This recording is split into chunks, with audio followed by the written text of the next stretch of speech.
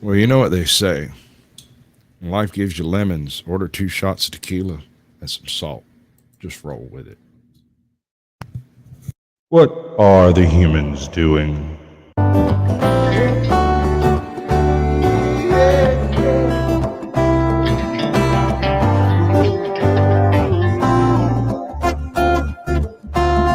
Do you think you're ready? Can you handle the truth? Or are you in denial and demanding more proof? They demonstrate in real time how they're spinning you lies, but no one pays attention, no one opens their eyes. They walk around like zombies with their head in the mobiles, signaling their virtues with a pick on their profile. Yeah.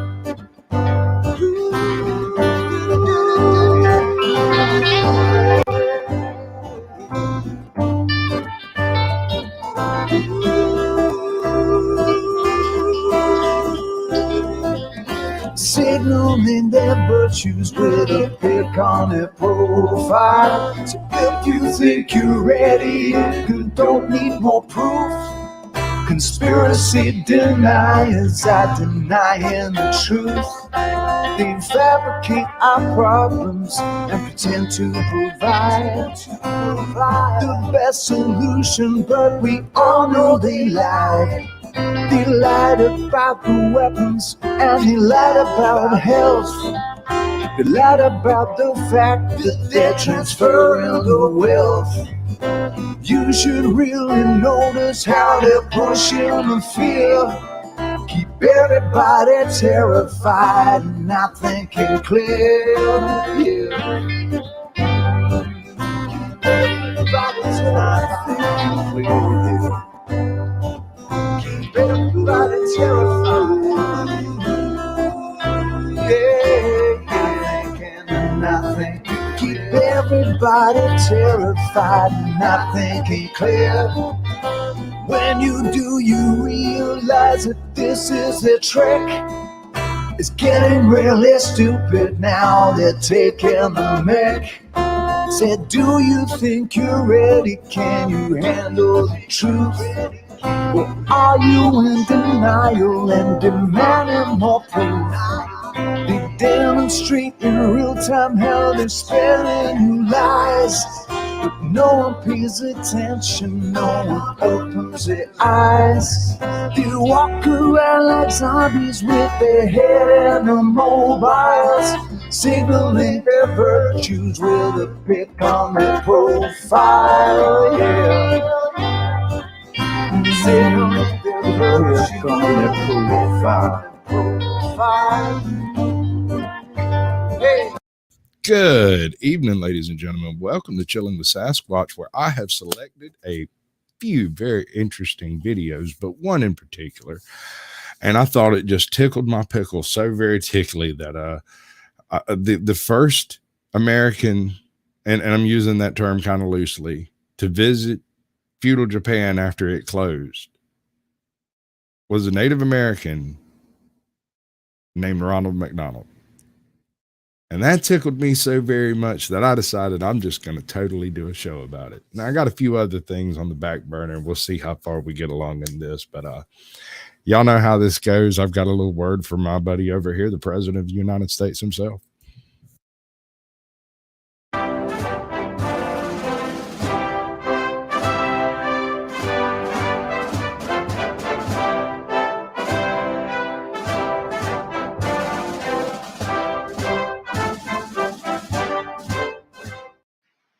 My fellow Americans, pardon me, fellow Americans, I address you this evening concerning a very serious matter. On Saturday afternoon, during a routine Secret Service inspection, an unknown substance was discovered in the White House that later tested positive for cocaine. Sorry, what's that?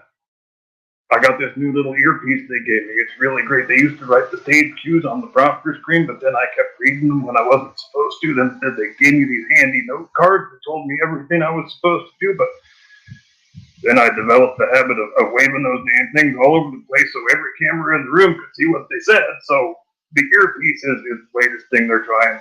What's that? Oh, I wasn't supposed to tell them about the earpiece. Oh, come on, man.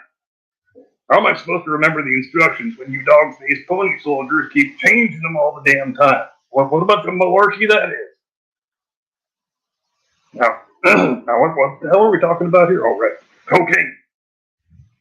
Now, folks, you might think everything Joe Biden knows about cocaine I learned from being Hunter Biden's dad, but you got that wrong, Jack. I'm not joking. In fact, back when I was running with Elvis and the Memphis Mafia back in the early 70s, which was shortly after I ran with the Rat Pack in the 60s. Yeah, fella, you bet your sweet butt I used to run with the Rat Pack. Only reason I'm not in the group pictures is because somebody had to hold the damn camera. But I'm telling you right now, you find a picture of the marquee from the Sands Hotel in 1964, it'll say Sinatra, Martin, Davis, Wofford, Bishop, Biden. And don't let no liar tell you different. And where was I? When I was running with Elvis and the Memphis Mafia, I don't want to brag, but I learned more about cocaine than my son ever forgot. Is that how the saying goes? Screw it, it's not important. So we're on Elvis's private jet one day, the Lisa Marie, just kicking around ideas for the next album. And Elvis says to me, Joey says, you want to try some liquid cocaine, the kind only eye doctors can get? So I thought about it for a second, and I said to him, Elvis, I said, does it better take a shit in the goddamn woods? Pass that stuff over, you big sideburn heaven bastard. So the thing you do is you take this great big long Q-tip cotton swab thing, and you dip it in the bottle and you swirl it around your nostrils a couple times, and the next thing I remember is waking up in a chicken barn in West Virginia and only being able to speak Spanish. Spent 2 days insisting to this poor family that my name was Jose Maria Gutierrez y Zapatero and I was on an important diplomatic mission for Emperor Maximilian. I think I wound up in a sanitarium for about 5 weeks before anybody figured out I was actually a first-term U.S. Senator. Fortunately, when I got back to the office, nobody noticed I'd been gone. Never did see Elvis again. I heard later he died from drugs. Poor son of a bitch. I think, and I'm not joking here, folks, I think I could have saved him if I'd been there at the end. Now, I know there's a lot of jokesters out there on the interwebs like that fella Captain Curmudgeon. They always talk a lot of junk about Occam's razor and all that sort of fancy-pants malarkey. How if there's a really obvious explanation of a thing that fits with the known facts, then it's almost certainly the correct explanation. And you know what I say to that? I say that's a whole lot of horse pucky, is what I say. So yeah, you got all these wise-ass jokesters on the interwebs. They're saying just because my son Hunter is the most notorious drug abuser since John Belushi made a gas bastard gay love child with Chris Farley while Kurt Cobain watched, and just because he's in the White House on a near daily basis, that bag of cocaine must belong to him. But you know what I say to that? I say that's a whole lot of buffalo bagels. That's what I'd say. You know why? Because the fact of the matter is, 2 weeks ago, I threw a big damn party here at the White House in honor of America's most mentally deranged sex perverts. We had gays and lesbians and lady boys and guy women running every which way. Hard to keep track of them. And in fact, I saw this one girl take her top off and start waving her titties around everywhere. I thought that was really great. Until somebody told me it wasn't a girl. And then I didn't like it quite so much. Which means the battle against transphobia starts right here at home with the man in the mirror. Speaking of the man in the mirror, I'm reminded of a story from back when I used to hang with Michael Jackson at the Neverland Ranch. Wait, what's that? I shouldn't tell that one? All right, fine then. Now, Mr. and Mrs. America, you don't need old Joe Biden to tell you that when a sex pervert party breaks out, there's going to be cocaine flying in and out of every orifice that God can install on a human being, and some that he didn't. The point being, there's been at least 300 people through this house in the last 20 days who might have left a baggie of coke laying around. And my son Hunter is only one of them. So you stick that in your pipe and smoke it, you MAGA extremist conspiracy theorist types.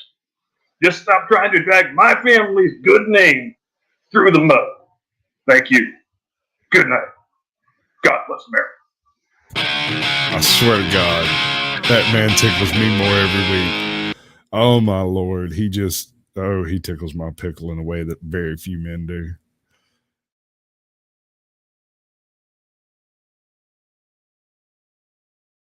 Right, let's go through chat right quick. Oh, everything just froze up. That is unfortunate. It's working. Hey. Yeah, welcome to Sasquatch Shields, where technical issues are part of the show. All right, so we got Willow in here who gets the gold. That's cheating, by the way. Mandatory Care gets the silver, and Wife Squatch Gaming gets the bronze. Welcome to the show. It's good to see y'all. Claiborne County Transparency, welcome in. We got Russell Sperry in the chat. Queen Bird has stopped by.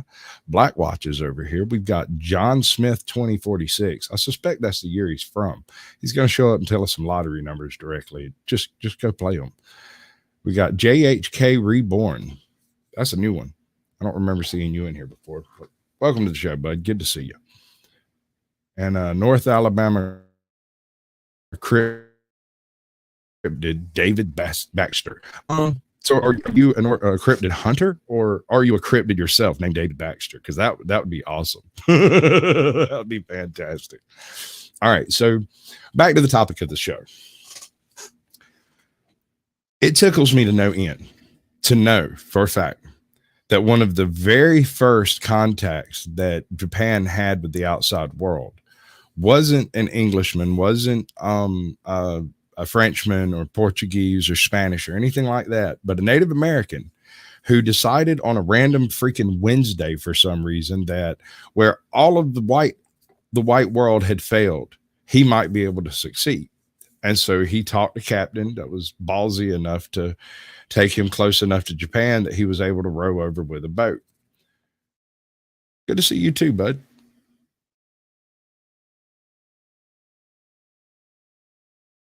Big Bill Hell, like a fake car commercial. Not off the top of my head, bud. But anyway, so the very first one of the very first contacts closed Japan had after it closed after the feudal era. I guess during the tail end of the feudal era, was a Native American named Ronald McDonald. I'm not joking. I'm dead serious. This is an actual fact of history, and one of the reasons I think we're in the Matrix. But something you have to keep in mind is back then, Ronald was a common name, and McDonald was a common name that might be taken up just to make you seem a little more common or Americanized.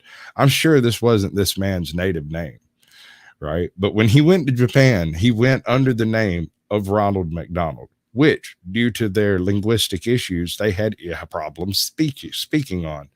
They can't say L's very well, apparently. But other than being a more or less Westerner in the closed era of Japan, I mean, you got to think that to go from the American Northwest all the way to Japan across that great ocean, and why? Because you're doing it wrong. I love it, man. That's American spirit every day of the week. And chances are, if I'm going to get took down tonight, it will be this video. The other two are probably going to fly, but this one might get me took down. What's up, Whiskey Red? Good to see you, bud. Tell the wife I said, hey. Gorge. When in the Columbia. All right, before we get started, I do this thing. So the name of this particular video is "The Native American Castaway Gives First Description of a Closed Japan, 1848. Ronald McDonald's Adventure." I am not joking. I'm dead serious, right? It's from the channel Voices of the Past. They do some of the greatest first contact type of content that exists on YouTube. They use a few different narrators, and most of them are very good. Their visuals are absolutely spot on with nothing to ask except, yes, please. I mean, you can't argue with the sounds either. There's nothing annoying and everything. If you like a good documentary, this is a good channel to check out because they do little short things and long things, and you can find something that you like in there. And I like how rare some of the stuff they do, like this right here. And northwards on the Pacific coast, Japan was our next neighbor across the way. Only the placid sea, the Pacific, between us.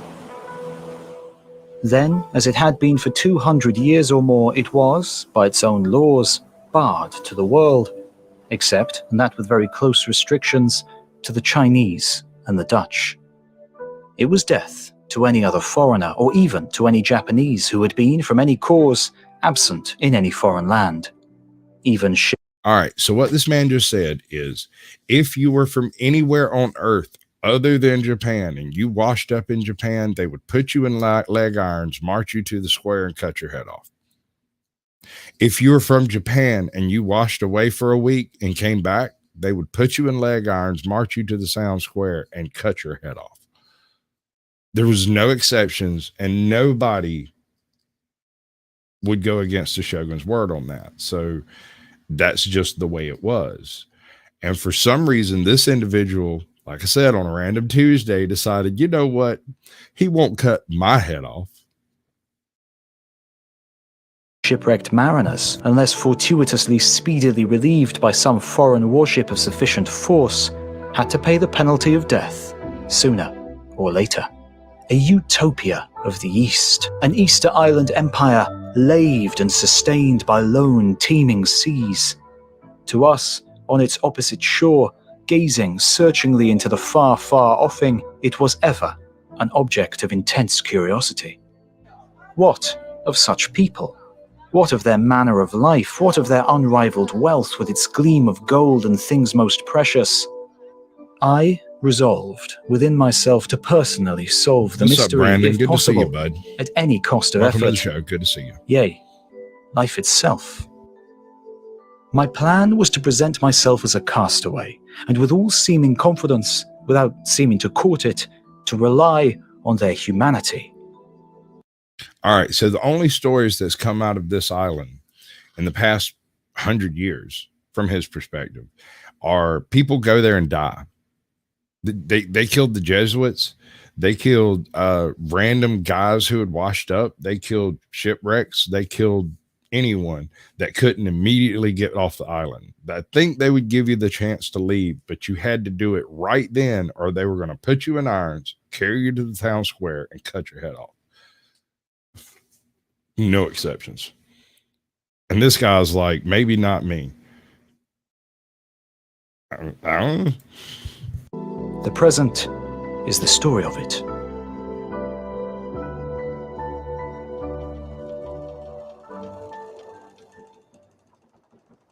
Whaling was easy in the Japan Sea. The fish were so numerous that we had no occasion to chase them with our ship. We had nothing to do but to lower our boats, harpoon them, and bring them alongside for stripping. The ship being now nearly full, I asked the captain to go back towards Japan, where, on the island of Timoshi off its northern coast, I intended to land. With much reluctance, he consented, according to our bargain. And so, against the strong and earnest remonstrations of the captain and crew, I stepped into my boat, taking with me my box of books and stationery, a few clothes, but I had no chart. My comrade. All right, so why didn't he take a chart with him? Admittedly, he's hopping in the boat less than a couple of 100 yards offshore. There's very little chance that he's going to miss the island. He's probably in a fairly secluded cove. And he only took some books and writing implements. And what was the other thing? He didn't take any charts. That's the applicable part. To go back towards Japan, where, on the island of Timoshi off its northern coast, I intended to land. With much reluctance, he consented, according to our bargain. And so, against the strong and earnest remonstrations of the captain and crew, I stepped. And furthermore, every single person who has spoken to this individual has told him, don't go to that island. They're going to cut your head off. That's what they do. Every single one of them. No one leaves that place alive if they go there. And he's like, no, I can do it, dude. Stepped into my... Here, hold my beer. my boat, taking with me my box of books and stationery, a few clothes, but I had no chart. My comrades refused to unloose the knot which bound me to them. One of them offered to accompany me. refused him. Remonstrations. A sailor's feelings are ever warm and true. Myself with a... Let me do that right. Remonstrations. Remonstrations. You're not going to the whole oh, no. No. I'm not a big beer drinker, bro. averted face had to cut the rope What's up, by which I hung to all Good of to them. see you, Genevieve. With a quivering, "God bless you, Mac," they bade me a long, and as they thought, a last adieu. Thus, to my family and friends, I was, for a while, as one dead. Well, as I understand it, they would take your Pepsi and then put you in leg irons, march you off the town square, and the local samurai would cut your head off, and they would send it back to the emperor to verify that another Guaylo has had his head cut off. Just to be sure. You like the ship? I like the ship. I like boats.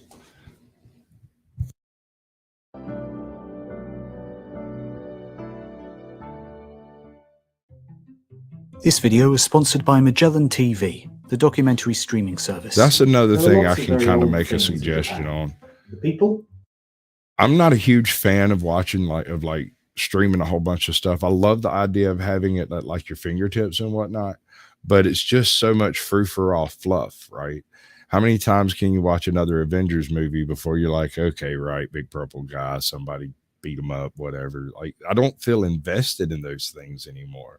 But a good documentary stream, I can put it on and go do something useful with my life for a couple of hours and maybe learn something somewhere along the way. You never know what tidbit of information might stick and might not, you know? So I say go for it. And you can even wrong button. It's still not working. A short walk out of doors, What just the happened? only freedom I had in Japan, Nope. and that Nope. under Nope. close watch. Nope. I hit the wrong button. At dawn the next morning, I saw smoke Right. on the island, and men launched a boat, like a rather large skiff, and rowed it towards me. When about 100 yards from me, they hove up I and began avoid to movies in general. salam me, throwing out their arms, watch palms a up, few bowing, series. stroking their great beards, and uttering a guttural sound in respectful Beards. salutation. All right. So there's a clue here.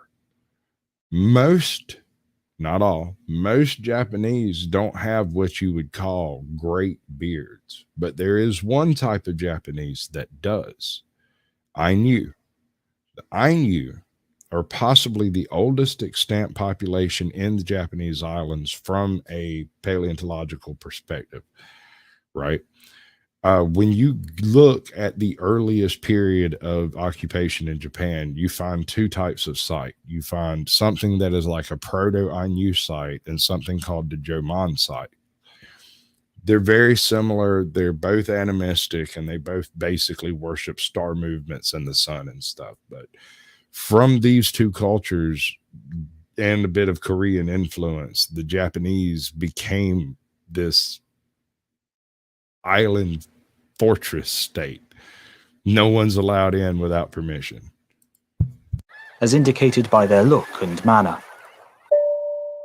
When near enough, Thank you, I Smoky. accosted them with a "How do you do?"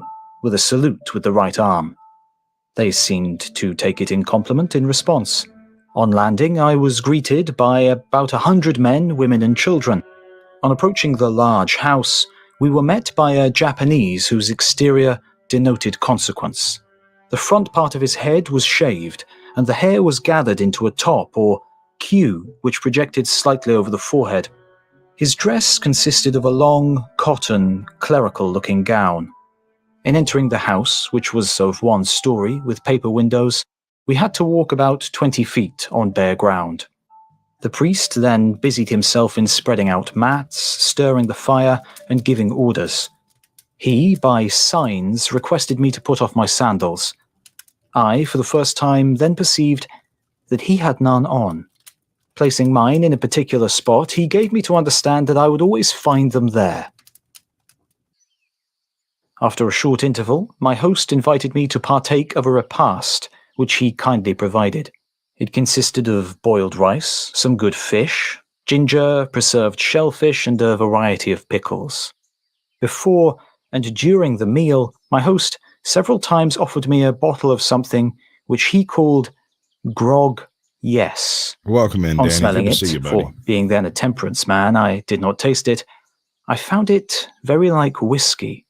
The liquor is a distillation from rice, called by the Japanese sake. The name grog, yes.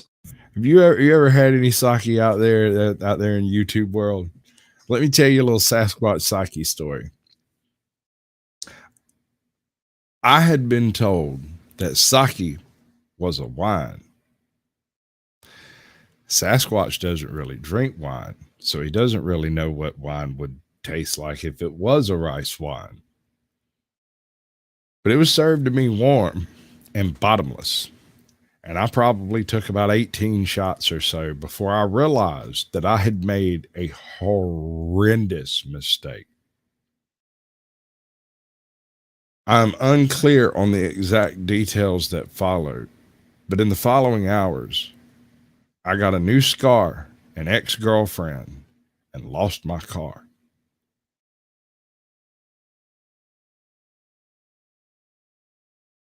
Pepsi facts. Yeah, where's my jet, Pepsi? Puzzled me, but on inquiry afterwards, I learned that it arose from the fact of the crew of the Lawrence, who had been in that quarter, answering, grog? Yes, fetch it on, when it was offered to them. I may here mention that when in China, on my way to Japan, I was told that one of the men of this same Lawrence was killed by the Japanese for attempting to escape while a captive with them. I never knew the particulars of the case. It did not frighten me. After breakfast, I took a short walk out of doors. Hey, bud. The only that short I clipped of yours topped out at 2,000 views. I really hope people go and subscribe to your weird wackiness, man. It's certainly original.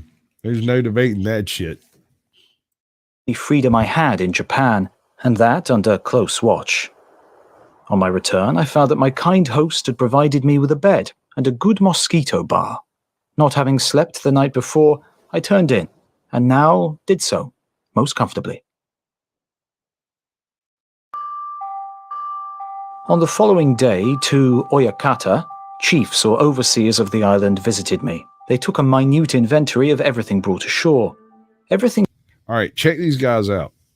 These are not what you would guess your average Japanese individual would look like.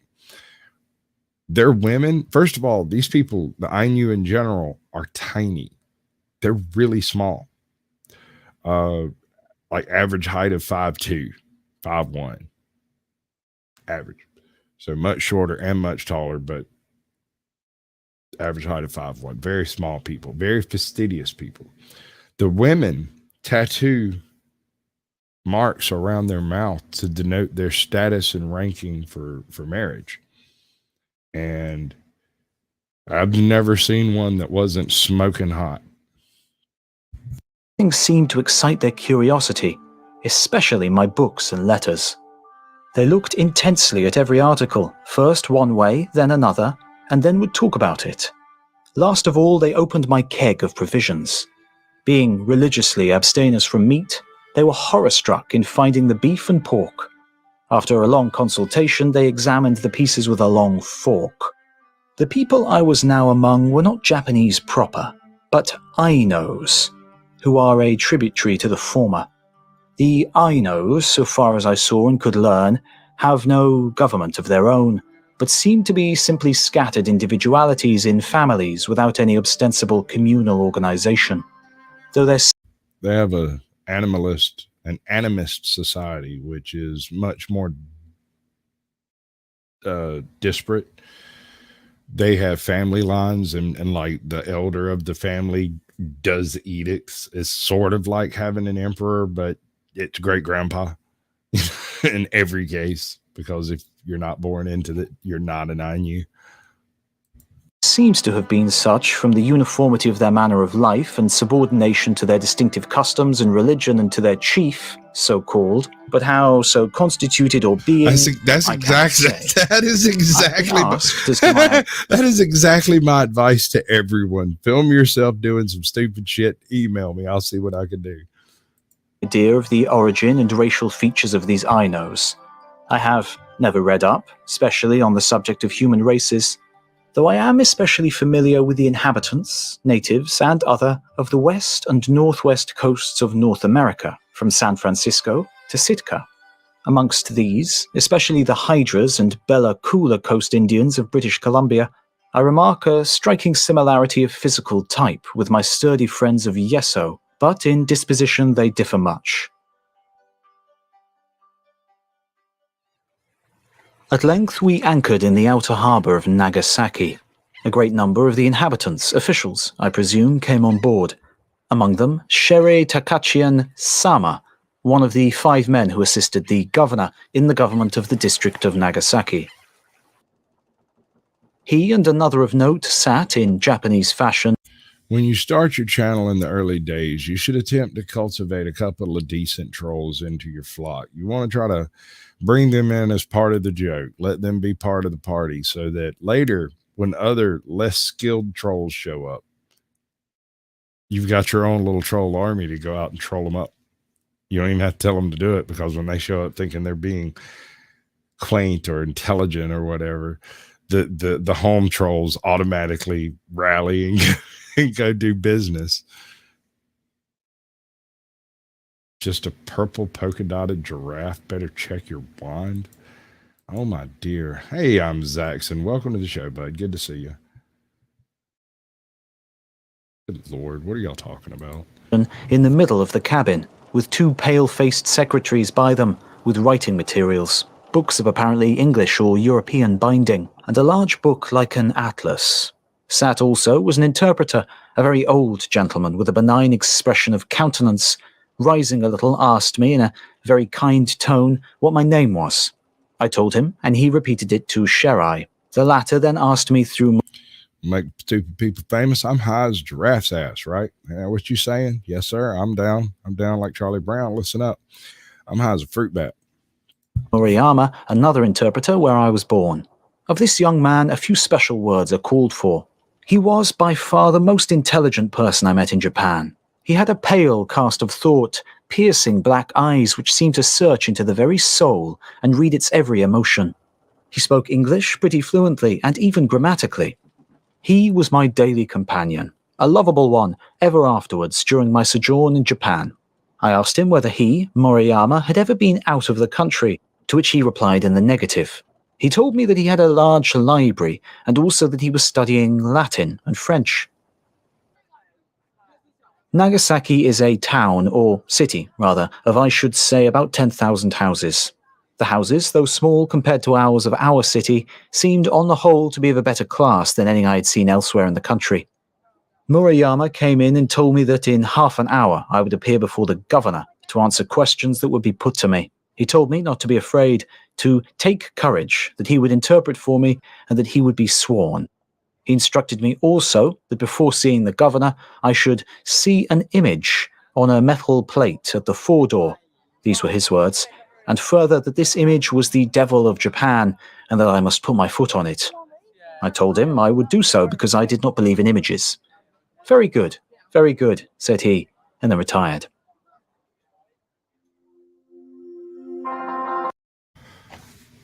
I wonder what that image was. Yeah, no, so far he's still alive. They didn't immediately throw him in leg irons, but he kind of explains it later. He never comes out and says it. But what he does say is these people here look an awful lot like some of my cousins from up in the Northeast area, or Northwest, Pacific Northwest area. And he believes that's why they didn't immediately kill him, is because he vaguely resembles them, sort of. So they didn't immediately execute him because shit, maybe he is a Japanese dude. You never know, right? In entering, I looked for the plate. Hey, let's with go. What's image up, bud? in the foredoor of Welcome in. Moriyama, and there, I, in plan, saw it. It appeared to me to be a bronze plate, round, about 6 inches in diameter, flat on the ground, with something delineated on it which, stooping to examine, I took to be the Virgin and Child. Told to put my foot on it, being a Protestant, I unhesitatingly did so. Pointing to the door, he said, "You will see the governor enter by that door, but you must not look at him, but bow low." I then heard a... Okay, so this activity implies that he's not meeting a local governor, not a local shogunate, but the emperor himself has come out of the palace to come see the new Japanese dude they found or something. Whatever it was, it moved the head of state to come check it out. I don't know, man. It's the most hold my beer moment I've ever heard come out of like pre-American existence. A low rustling sound approaching towards us, and as if by a given signal, everyone fell flat on their face. Behind me, close and all about, were soldiers at arms. The governor entered. Moriyama repeated his injunction to bow low. Still angry, I didn't. No, his name's Ronald McDonald. I kowtow to no man. It required no effort to refrain, I just would not do it. Curious to read my fate at the hands of His Excellence. All right, so when this guy shows up, right, you're going to have to lay down on the floor and put your face on the dirt. No, I'm not going to do that. No, everybody's going to do it. It's not just you. Everybody's going to do it. No, I'm not going to do that. But you don't understand, like, this is what everyone does when the governor shows up. He shows up, we all prostrate ourselves, and it's fine. It's just the way you do it. Nope. I got this thing with my knee. It just, doctor said I'm not supposed to bend it. See, I looked at him fearlessly, but respectfully, full in the face. So did he me. I had just quickly before that looked around and saw everyone, even the soldiers, flat on their faces, the hands being placed on the ground and the forehead resting on them. They all remained in this position for quite a time, say 10 or 15 seconds, which, in dead silence, the governor and I stared at each other.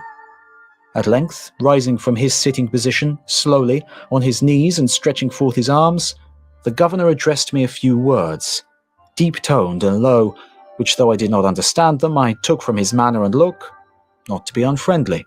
Afterwards, for I could not at the time, I asked Moriyama what he said. He answered, "He said you must have a big heart." You reckon that's what he said? I think maybe he had a couple of coconuts clanking around, and this man could tell. Like, he showed up, there's one dude standing there like, who the fuck are you? Like, I see you. Everybody else don't see you. I see you. I'm watching you. All right, let's go. Good to see you, bud. Glad you came by. During nearly all my confinement and nearly daily, Moriyama and others were my pupils. There was 14 of them. Their habit was to read English to me, one at a time. My duty was to correct their pronunciation and, as best as I could in Japanese, explain meaning, construction, etc. It was difficult to make them catch some of our sounds, especially the consonants, and some of the combinations, particularly, were impracticable to them. For instance, they cannot pronounce, except very imperfectly, the letter L. They pronounce it... Is that racist? I don't know. It's a Native American guy saying it. Does that matter? You're saying it about a Japanese dude. Does that matter? I don't know. I can't figure out how all this victim shit works. So that they rendered my name Renardo MacDonaldo with a strong burr of the R. They also had a habit of adding an I or O at the end after a consonant. My place of residence, though. You know what he's talking about, right? Like, Punga Chapa, body proper. You know. Really a prison, for I had no liberty beyond the bars of my cage, was the resort of quite a variety of people. Men of all sorts, students, officers, priests, and people in general of the respectable classes, except women, came to stare at me as a natural curiosity. The only exception as to women was... Yeah, you can keep your pass, bud. I'm bored in my darn self. I had a great-great-grandfather who went to St. Louis and bought a Native American slave, freed her for a kiss, married her, and had 12 kids. It is wow. Ronald Lazarus McDonald the sixth.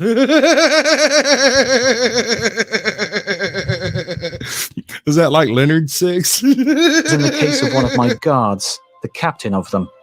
He asked me for my consent to bring his wife and daughter and 3 of their females to see me. Of course, I gave it, for I was anxious also to see how their women looked. They came, entering the guard room and squatting. Emma, stop that. Stop that. Don't do that. Don't do that. That's just wrong.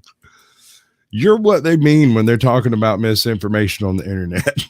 They're like men. I invited them, if they wished to see me, to enter my apartment, the Lion's Den. They all did so, giggling.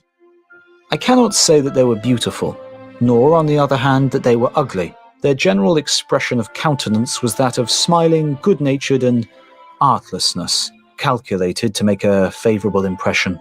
Being nothing of a ladies' man, poor at small talk, I had no conversation with them. Merely, all right, we're not getting into that conversation right now because I just don't have the 8 hours to put into it. I woke up this morning hearing the sea in my ear and realized I had my ear to wife squatch. In lion roar, addressing them on their entry and departure with a few words, Japanese in compliment.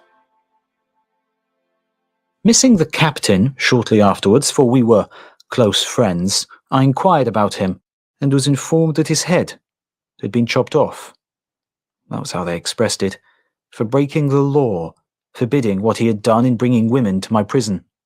If so, which I could scarcely believe, the law seemed to me to be a very harsh one.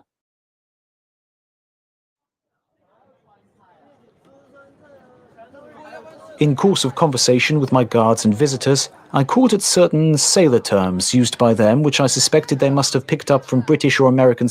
Then I want my check. I ought to be able to cash in my 401k and get my Social Security. Bring in the flaw. Meh. Sailors about the place. They used, without telling me where they got them, to ask the meaning of these terms, for by this time I could speak a sort of pidgin Japanese, or at least had the reputation for it. Many of these terms I could not literally translate, as they were simply sailor objurgations. I got $1 says this thing's going to crash out here in the next few minutes, and there's not a thing on earth I'm going to be able to do about it. I'm going to click something, it's going to go to hell in a bucket. That's going to be the end of the stream. So anyway, yeah, no, I imagine the miles do count for something. I mean, I've been broke in more ways than most people, and I'm clean and still alive at this point. So we're going to count that as a win. What's up, Johnny Bravo? Welcome to the show, bud. Good to see you. Right. Princess OPD. Wait, hold on. It's changed again. Princess OPD. New song, Old Jazz Girl, Ogden, Utah. And your cat is like 18 years old. Everybody please hit the like, pals, and can't chat because she's going somewhere else to put that same thing up. She's already gone. The Jerky Boys, but you forget the story. Meaningless and innocent generally, such as shiver me timbers, etc.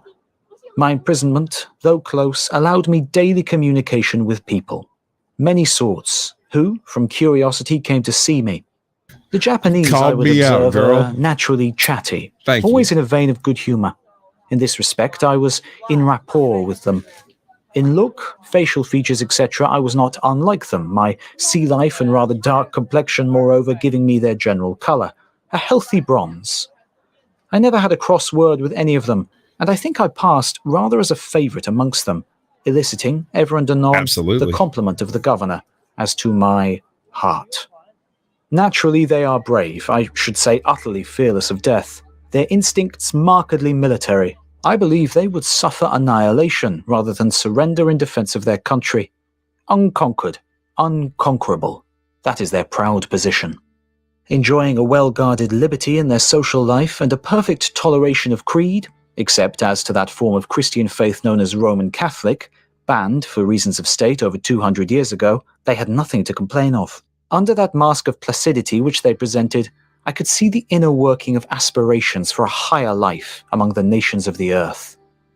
I perceived this more particularly in Murayama and some of the younger of my pupils, all grown men, with minds of keenest search, acute enough to pierce the veil of their old, traditional life, which, to them, was as the rotting shroud of a dead past. They, I would say, are naturally the cleverest people I know of. I say cleverest not in the sense of deceit, but in its highest and purest meaning. All they require is light from without. On this head, I could say much as the result of my experience and reflections, but refrain and confine myself to my narrative.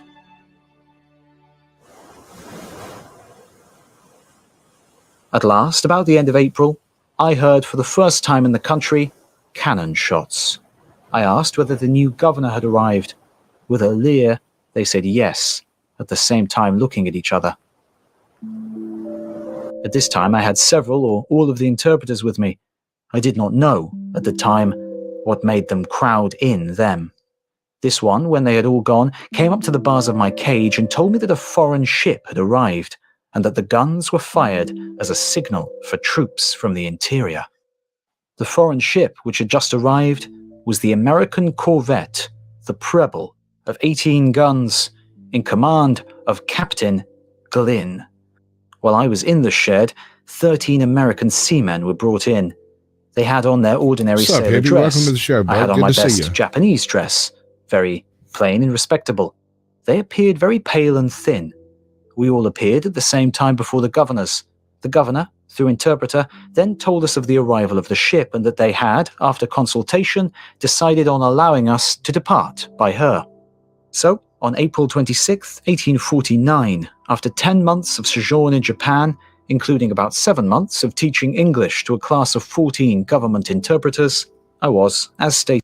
That depends on what period you're speaking of. For the most part, they don't use nails; they use wooden dowels, and if it's not dowels, it's dovetailed in various ways. Which there's a half dozen types of, like tenon and mortise and dovetails and various other ways to attach wood. I was a carpenter. I come across some of this stuff. It's real funny when you go into like an old cabin and you find some wall that some jackleg carpenter came in and threw up, and it's attached to a wall that's been mortise and tenon together properly. Like, this wall will fall out of here in the next 10 years. That wall will be there when the second coming occurs. Delivered over to the American authorities. On March 31st, 1854, the first convention, first in all history, I believe, was made by Japan with a foreign power. That was with the United States of America. It was soon followed by others in like tenor with other foreign powers. Now, not only in commerce but in general international comity, Japan is open to the world. It now stands practically abreast of the most advanced nationalities of Europe in political status.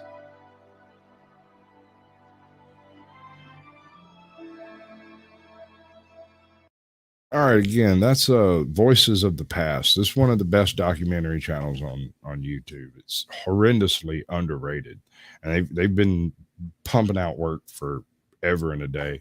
So there's plenty of stuff to go check out. All right, so it's a little bit early for this, but I may go ahead and do it. Does anybody want to come up and talk? Because I'm going to be very picky on who gets to come up on screen, although I might be able to bring your voice up and stuff.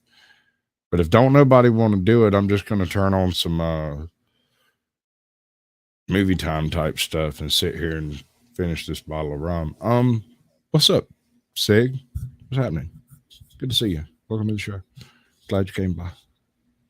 Like, comment, and subscribe. All that stuff. You can even hit the share button. I hear tell everybody got a share button now. Don't y'all love me? Don't you want to share a little bit? We can share a little bit out. We can like rub our noses together. I'm going to try to get a Legion Talks in here. Hopefully if I can get Sam in this week, I should be able to get Legion in next week and try to get Joker's voice the week after that. I think that would be a good combination. I've tried to get a few folks from over at Richie's chat, and those people they say yeah, but then they don't respond to emails and they don't show up. But I guess if you don't believe what's written, you're probably not going to believe the clock either, huh? But then again, that's a weird time zone thing. I'm used to dealing with people on the West Coast. It's easy to do that math for some reason in my head. But so I did a 300-mile round trip in Stumblebee. It purred like a kitten the whole way. Not even a hiccup. Let me find the button. Skadoosh. Put it in over here. It's super secret.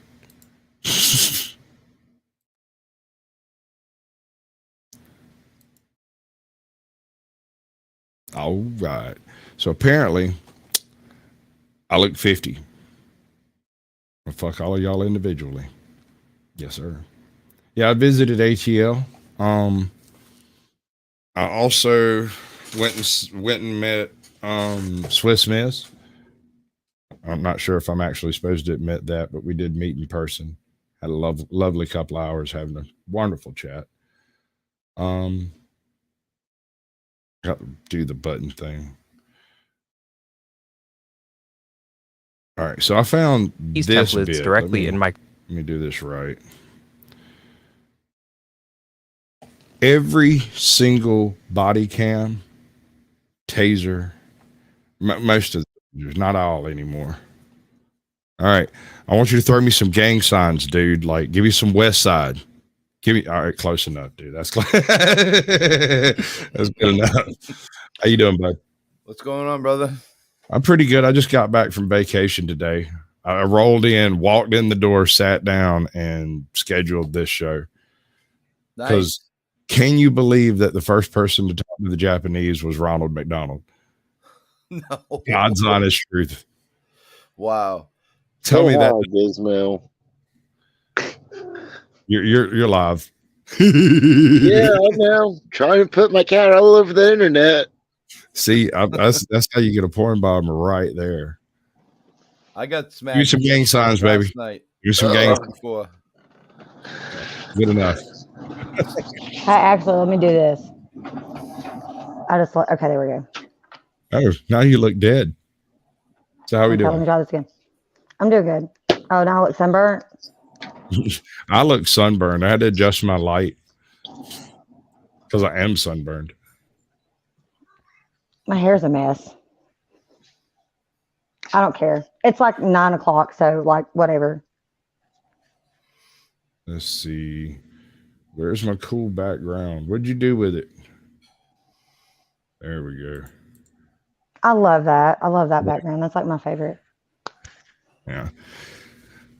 All right, Hippie, you took you a little bit of a break a while ago, didn't you? What'd you go do?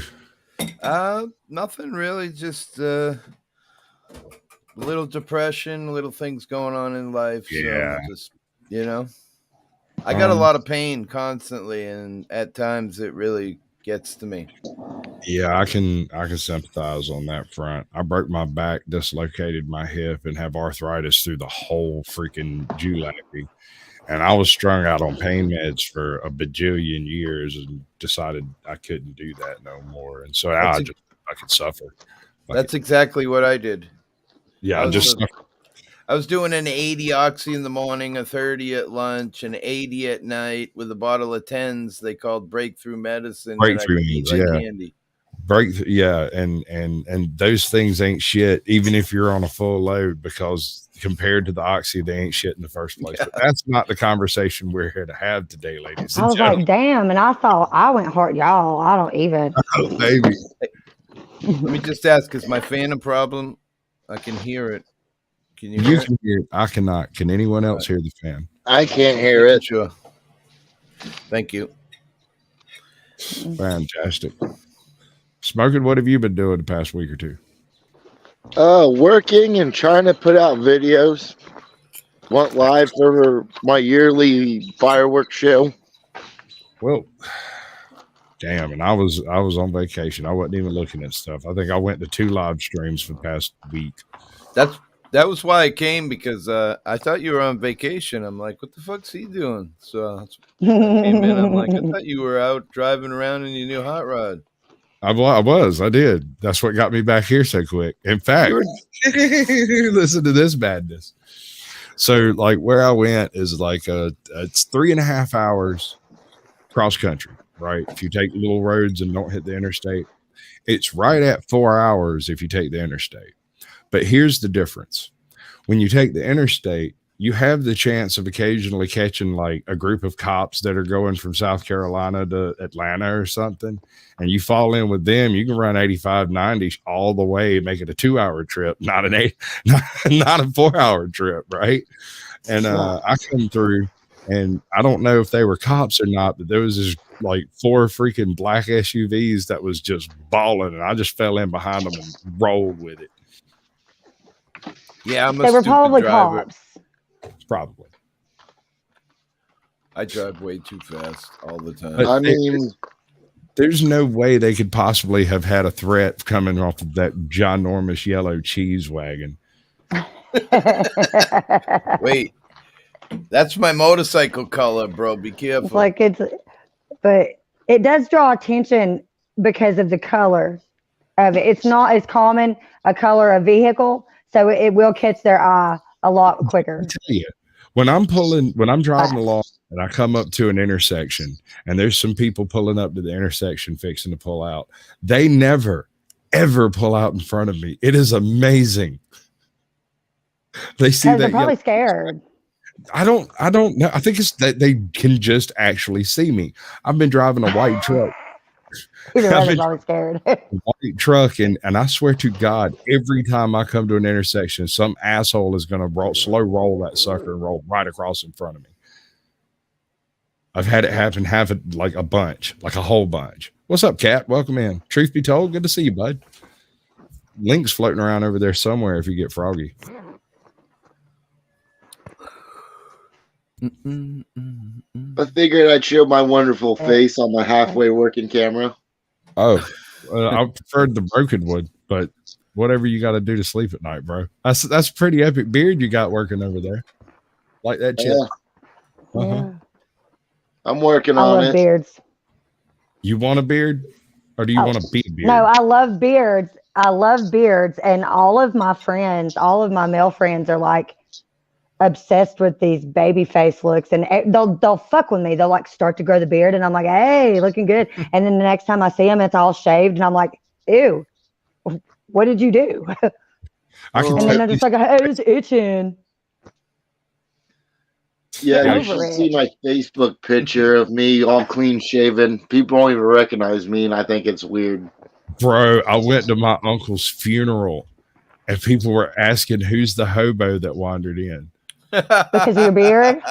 Yeah. Oh. Well, I haven't trimmed it since I hit 1,000 subscribers. Other than right here, because I can't stand the right in the food and shit getting in your mouth. Yeah, I can't stand it. So, but yeah, I have not touched any of this with any form of blade since I hit 1,000 subscribers. Don't. See, every time somebody says that, they go and they shave. And I'm just like, now that I've said something about the beard, they're going to, oh God, please God. Well, let me explain. I have this one. Because I literally, that might be a thing that we would be teetering on the lines of me like unsubscribing. I'm like, I cannot even watch this man anymore. I cannot. I'm fucking out. That's it. I'm out. I'll piss you off. I'm a hate watcher. I'm for real. I am. So I got this one hairdresser that I let do this, and she's ambidextrous, and she has 2 pairs of scissors. She keeps them right here in her little apron, right? And there is nothing more unnerving than watching a chick go.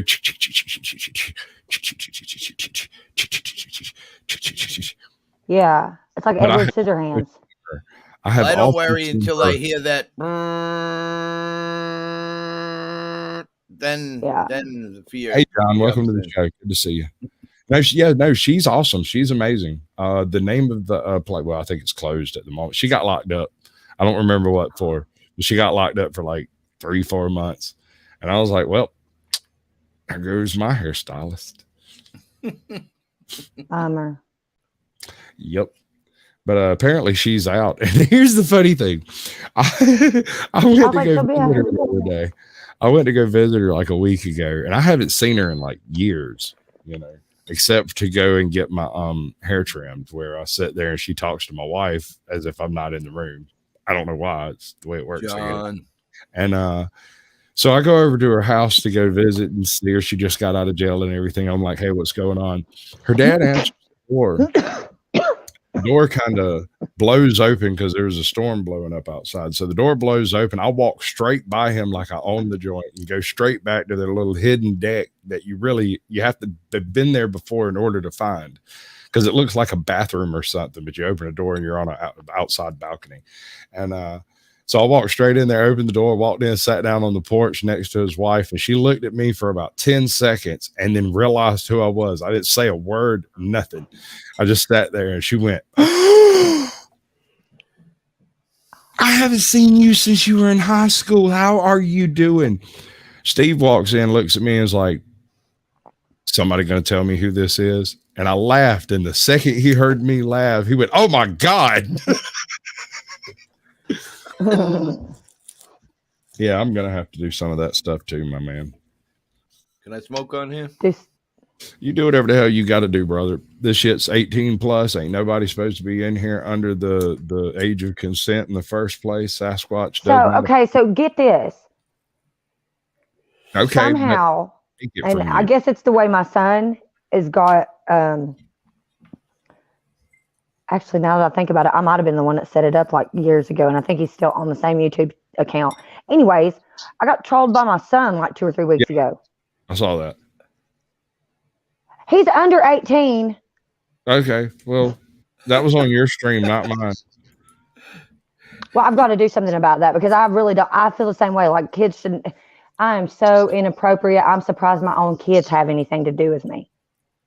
Especially my daughter. She allows me to be, bless her heart, she does allow me to be around my grandchildren, which is just awesome. I've had devastating news. It turns out the Waffle House waitress I've been chatting up for the past month or so is very good friends with both of my daughters. And she found out that I'm their father like 4 days ago. They both came in the same afternoon, walked in and took money from me, and they mugged me. And she's like, what's that about? I'm like, those are my daughters. She's like, I went to school with them. I said, so I'm not getting your number, am I? She just turned and walked away and hasn't talked to me since. That's a shame. Wouldn't that make you, okay, so did your daughters know this? Stop. You can ask any question you like, but you can only ask one at a time. So finish the question before you move to the next one. Please. Do your daughters know that you? Yes, I already talked to them. I asked them if she, and they were okay with it. And they were like, I don't know. I'd have to see her. I was like, fine. And I was at the Waffle House, and they wanted to go do the fireworks or whatever, and they both wanted some money, so they came up to the Waffle House, and poof, poor little guy. Ain't gonna get her no Sasquatch. What's up, Blue Unicorn? Good to see you, bud. Welcome to the show. Glad you'll grow on her like a fungus. I'm gonna pour a honey potion in her ear, and when she wakes up, she will do nothing but say Sasquatch, Sasquatch, Sasquatch. I think it's probably gonna be a little bit harder than that, but you didn't play it right. When you handed your daughters money, you should have turned to her and be like, I can be your sugar daddy. I can't be your dad, but I can be your sugar daddy. No. Let me tell you what my sister did to me. So My sister got more kids than that Wayans woman, right? And she was in freaking Walmart one day, and I was over there with my wife that I'd been married to for like 5 or 6 years at the time. And we were standing there arguing over different types of pasta or some crap. My sister walks up, snatches me around, slaps the taste out of my mouth, and goes, "What are you doing here with that hussy?" Hands me an infant child and says, "You have a dozen children at home you should be with, and you're here with that woman?" Looks at my wife, goes, "I can't believe him," and walks away. The kids all turned and looked at me and went, "Are you my daddy now?" My God. Like, I would have died. my wife was like, was it that your sister? I was like, yeah, but this is Georgia. That's great. Which, if anybody had been standing within earshot of that whole thing when it went down, would have been like, what the fuck just happened? That's why she did it. It was crowded. It was shoulder. Yeah, but when your wife goes, "Wasn't that your sister?" Like, oh my God. She's just keeping it in the family. Oh God. Much. I would have just looked at my wife and been like, "Well, she's your sister too." Like, You did fuck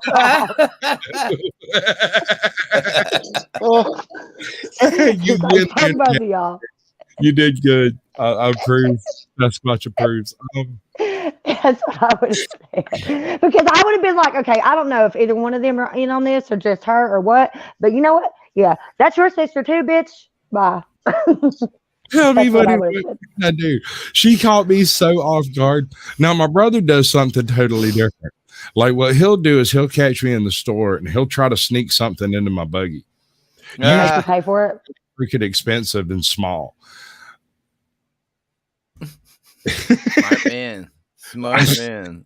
Yeah, I can't tell you how many times I got home and had some, and this is my favorite, and I hope he never watches this shit because this is whenever he puts like, I'm allergic to red food coloring, so like when I get home and there's like a bunch of red freaking Jello or a thing of red Pop-Tarts or something like that, I'm like, damn it, Dan. This guy, what are you doing to me? It'll just sit in my cabinet from now till the end of time unless one of the kids eat it. That's when you donate it to your local food pantry. You know, the last time I did that was hilarious because when I got there and I set down the box of stuff, it was the other thing he does. I'm allergic to beans and he puts beans in my buggy when I'm not looking. So like he can do it. Somehow he does it while I'm talking to him and stuff. He'll like there's nothing in his hands. and I'll leave and have like 4 cans of beans when I get home. I'm like, there's no way I picked that crap up. My wife would be looking at me like, what the world are you doing with these things? They shouldn't even be in the house. So I go to donate some food because I've accumulated a little bit of this crap. And I go in and set it down. And the lady looks at me and goes, "Got something against beans, man?" And I was like, "Beans." And she goes, "Then why do you buy them?" I said, "It's a long story." And she picked up the strawberry crave and the sleeve of like barbecue chips. And it's just damn. I didn't even think about that. You can't even have barbecue chips. Oh, none of that stuff. The chips are fried in soy oil, chickie. Your life sucks. Then why do you go to Waffle House? How the hell do you do that?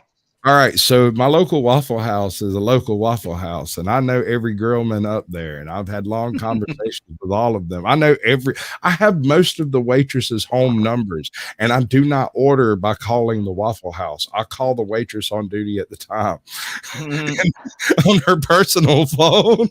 Wow.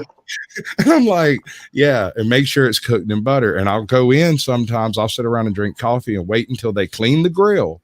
And then I'll order before anything gets cooked on it. And it'll either be with bacon grease or with butter. Oh.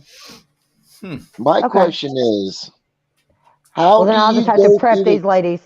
Hold on now. What? How do you go through checkout and not notice the extra items in checkout? All right. So sometimes I don't go shopping, but like once. Okay, so I get paid like once every 3 months. So when that happens, I go and I shop for like $400 or $500 worth of crap. It's not too hard to sneak it in on that, but it's when he gets me when I'm just after some freaking like some Dr. Peppers and an air freshener, maybe a candle, and I get home and I've got like a cantaloupe and and some freaking barbecue potato chips that there's no way in hell I bought, but there they are on the receipt. They went right through there. What's up, Sam? I'll try to get in touch with you. Come on next week at some point, whenever's convenient for you, dude. Constitution, like Sam, brother. Yeah, Samuel the Infamous. You know, I say let's just skip this whole issue we're having with elections and stuff, and we elect Megan and Samuel for president. 2024, no lives matter. We will legally elect two ancient ones to absolutely destroy us and probably come off better than Biden. Probably. Actual ancient evils.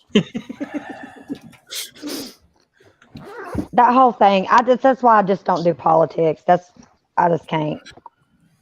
I think he's more of a culture channel, but culture is like next door to politics. So, I mean, no, I'm not talking about Sam's channel. I'm saying in general, when people start talking about politics, my brain starts shorting out because I go, oh God, there's like shit I have to try to remember on the fly that I don't give a crap about. Witchy, bitchy, Nikki.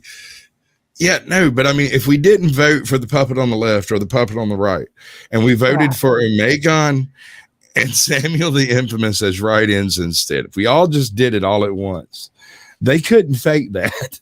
I mean, that's one of the reasons why I believe Kanye West might have been our last. If Kanye ran, I'd be out there. Oh shit, I'd be campaigning for that ass. Twice. I'm telling you.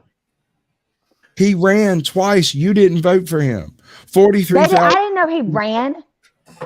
He ran against I don't Trump. do politics. Okay.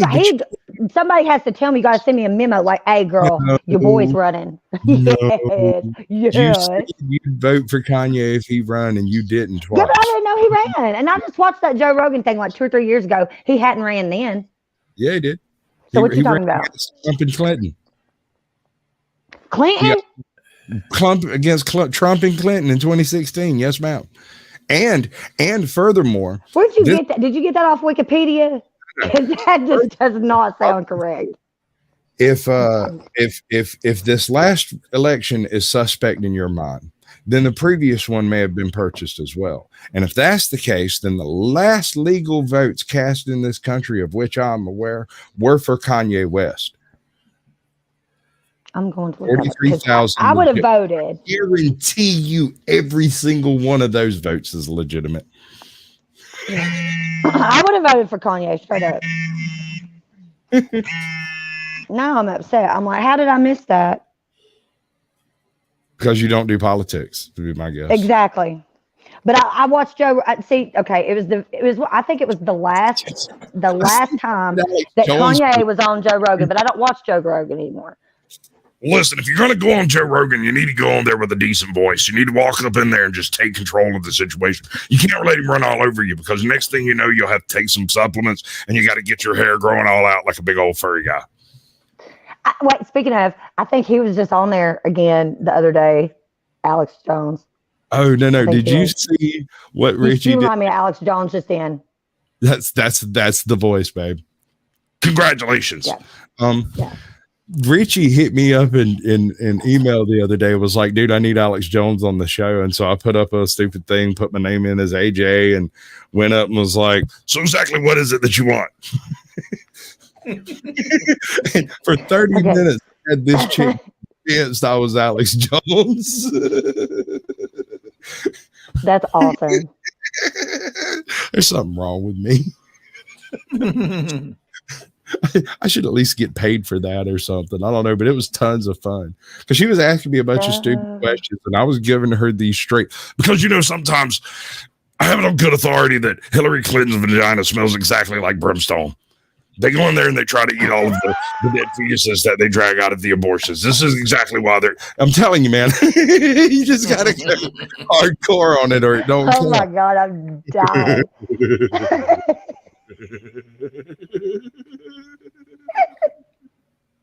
Brimstone. Oh my Lord. Can I get a score from 0 to 10 from I'll give you a 6.5. All right, I'll accept that. Why am I buffering? It's not me. Do you want to pop it on the Let me left? clear Pop these it on the right? notifications. I like Alex Jones personally. I know he said some crazy ass shit or whatever. Oh, you're But probably. I mean, also there's some shit he says that like totally fucking makes sense. Yeah, right. 10 gay frogs out of 10, exactly. What? The frogs? Because they're turning all the frogs gay. That's the whole They issue. are. First, they're going to They start with are. this. They literally are. Hey, I just want my barbecue and making foot us massage. Yeah. What the fuck? What's the name That's of that weird. place? It's like Ray's Barbecue and Foot Massage. Ray's Barbecue and Foot Massage. There's this I dude can't remember. It was just in the hilarious. early days of YouTube. I've done 2 shows on this guy. Back in the early days of YouTube, he did these fake commercials for fake businesses, but he got real numbers for them. He put them up on YouTube, and they sat there quietly for years. Nobody cared. And then one afternoon, somebody shared it with somebody else, and they all went viral in a big pile. And he went on to make some other ones that are even funnier. it's ooh, some of that stuff's real. I wrote a rap. I can't spit it out quite yet. I've still got to work on it. But I took Astronaut in the Ocean and parodied it as a YouTuber. Sasquatch in the Ocean. Right? Chili's baby back ribs barbecue sauce. Chili's baby back ribs. Barbecue sauce. Barbecue sauce. Izzy Pop. You know, do you know what virginity and a soap bubble have in common? Uh-oh. One little prick, it's all over.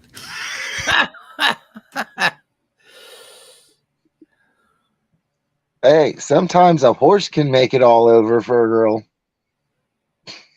All right. This isn't that kind of a show, bud. That's a different platform. Wrong channel. Wrong channel. Disavow. I'm not going to tell that story. How was the last time you was in Mexico? I'm not talking about no show now. Your mind went straight to the gutter. Dude, I'm not going to lie. I hadn't slept a whole bunch. I have a completely spastic giant bulldog who is scared of absolutely everything. But get this crap. Cracker gets into the back of the truck. We ride 3.5 hours up there. He don't whine but twice. Drinks maybe half a bowl of water on the way. Gets there, hangs out the whole time. Drive 4 hours back. He's chill as a pickle the whole time. He gets out at the house, goes inside, and the very second he crosses the threshold, he starts barking. He hasn't barked twice in 4 days. He steps through the door, arf, arf, arf, arf, and runs through the house like there's going to be somebody there for him to bark at.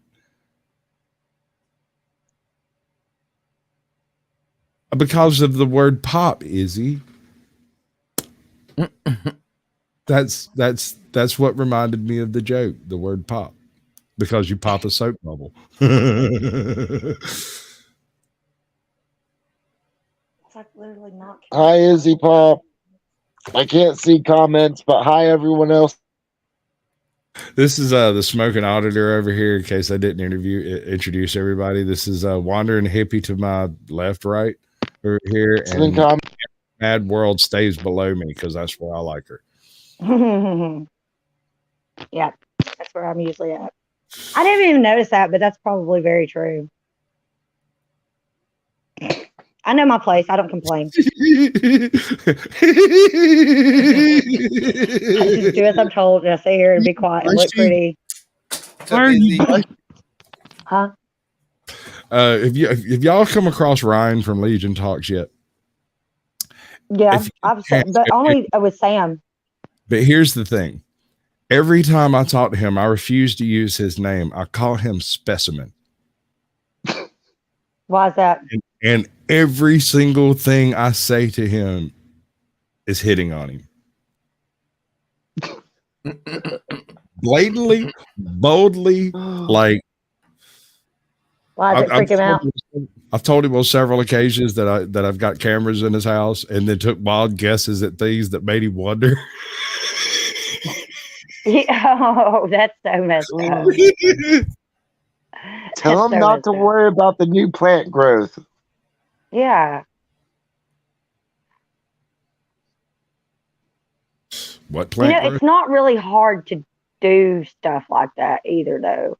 Like, you don't even have to install cameras in his house.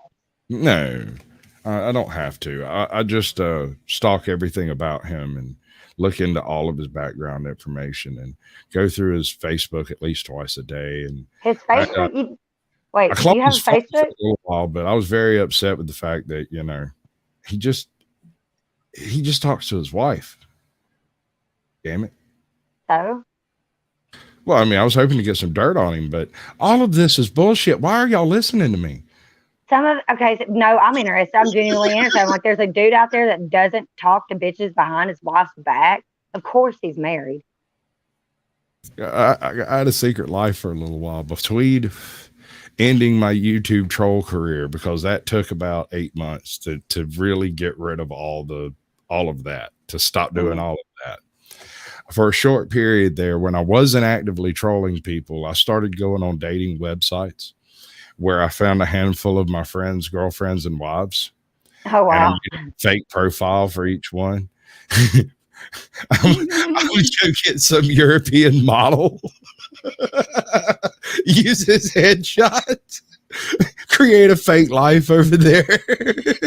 All that life. Get these chicks up, and then I'd do that for 8-10 weeks or whatever, and then the husband would receive a nice little email package with absolutely everything that was said and exchanged, and then I would burn that account down. Wow. I wasn't done trolling yet, but didn't have an outlet. So I don't even know what to say about that. Started catfishing instead. I guess so. Yeah, which is like the ultimate form of troll. Oh my god.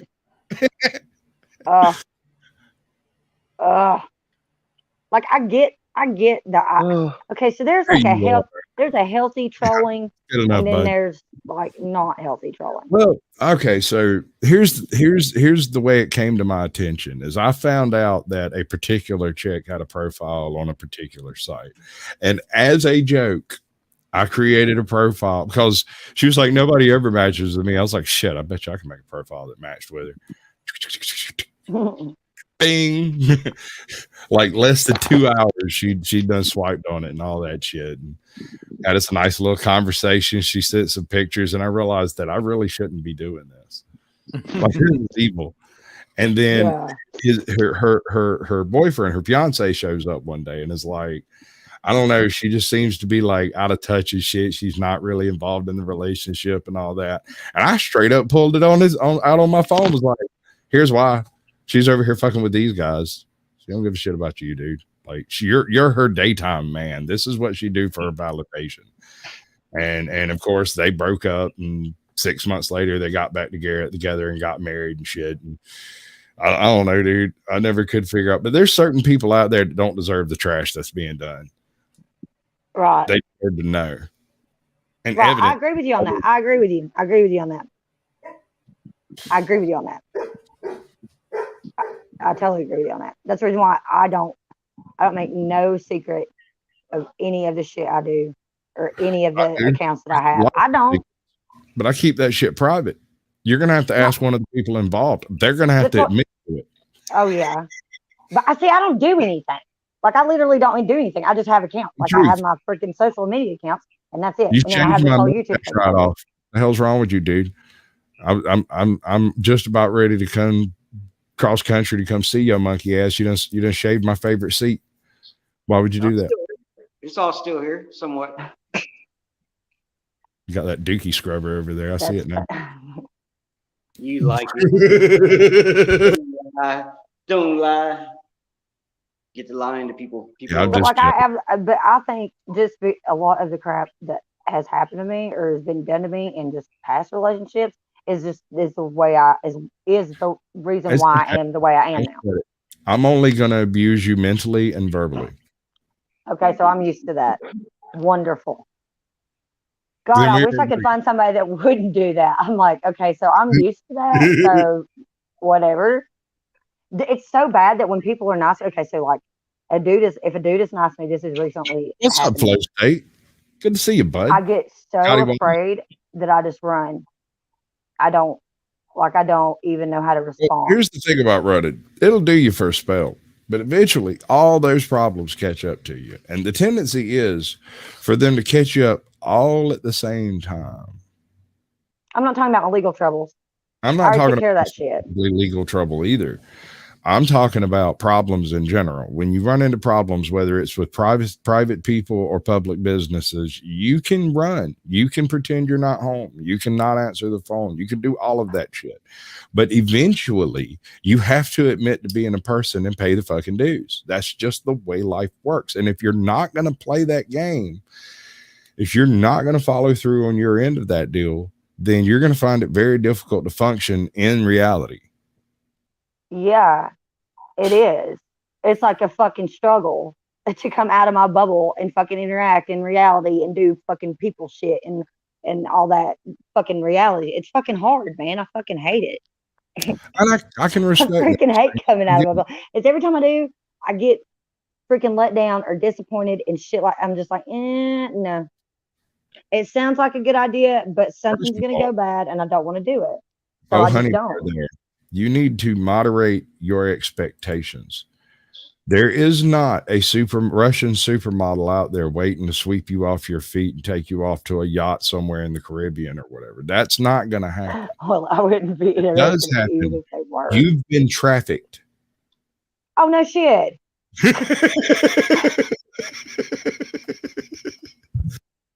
I'm like, word. I know it sounds real sweet, but in reality, I'm like, you think, bro? Like, okay, what's even worse is this has only recently occurred to me, like within like the last couple of weeks. I'm like, wait a minute. All right, bud. I'll see you. Every bit of that is what then I start looking at people around me like, welcome in, Flow State. So y'all know y'all are partially responsible. Y'all know that, right? Looking at you have to finish sentences or we have no idea what you're talking about. Trafficking. I don't know what I'm trafficking. Or if it's me or whatever. If you made it onto a yacht in the Caribbean with some billionaire, chances are you're for sale. Yeah. They might be bidding currently. If you had to sign an NDA before you got on the yacht, chances are you probably be in traffic. But then you can't come out 20 years later. I'm sorry. This is where people get all butt hurt with me. Like, you're victim blaming. I'm like, no. No, I'm sorry. Like with the Weinstein thing. Girl, you don't tell me you don't know what they do in the hotel. The meeting is at the hotel room. Hold on. I don't know other interviews. I have to address this comment. Sig, is it possible that having nerds coming after the ex-wives might not have something to do with why they become ex-wives? I'm just guessing. This is just a shot in the dark. Given the hot nerds? I have, given the information that I have in this statement by itself, nerds after ex-wife, thirsty boys. Some chicks really dig thirsty boys. I like me a nerd, so what's up?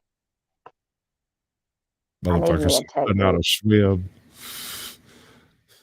John DeLaCullough say he got no shot. Abort, abort, abort. No joy. No joy. That's funny shit. Oh my goodness. Not hot nerds, just call them nerds. Sorry. It's like, yeah, either way. No, there's some hot nerds out there. All right. So I went to school with this chick who most people who saw her would have rated her probably a low 4. If you were being generous and she took time that morning, a low 5. She was not particularly attractive, right? She did not hit her full flower until she was 25. Yeah, And it was like no bullshit. She woke up one morning,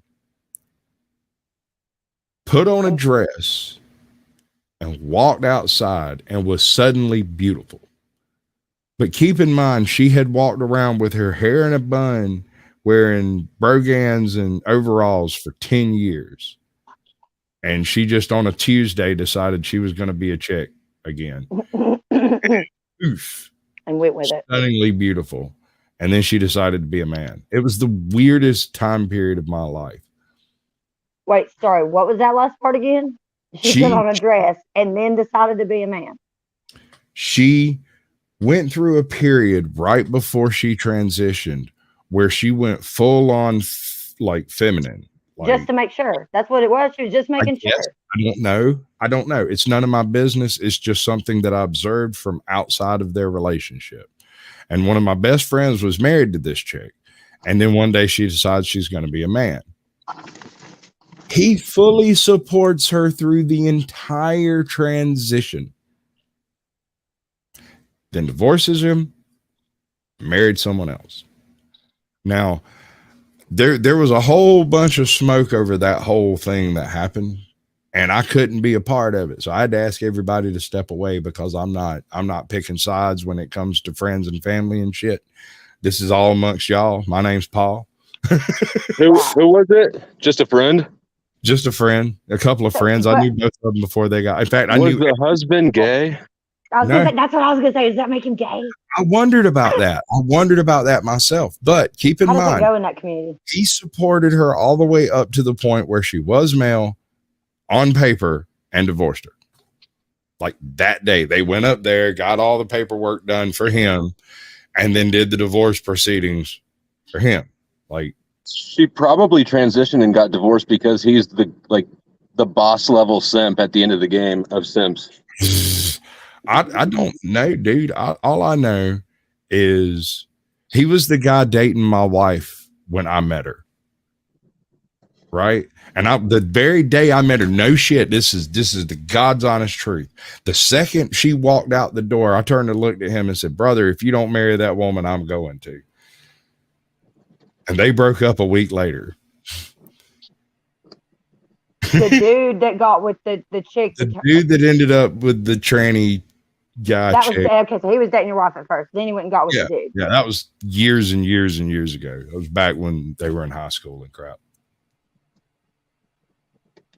Interesting. And almost 2 years before I actually got with her. So I have I've matched with a couple of people like that have been through that. They're probably serial killers or Asian people, a chubby Asian man in their They're not. They're all like they're white dudes that transition into women in my town. Yeah, it's very. They're going to kidnap you and do horrendous things to you. I swap on them. Don't do that.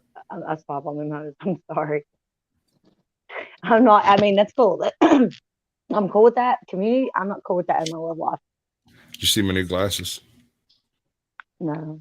They look like some damn Terminator shit. Yeah. Men in black they're like the early Terminator ones, kind of. Yeah. But here's the thing. I told my wife I was coming up there to the beach to go see them.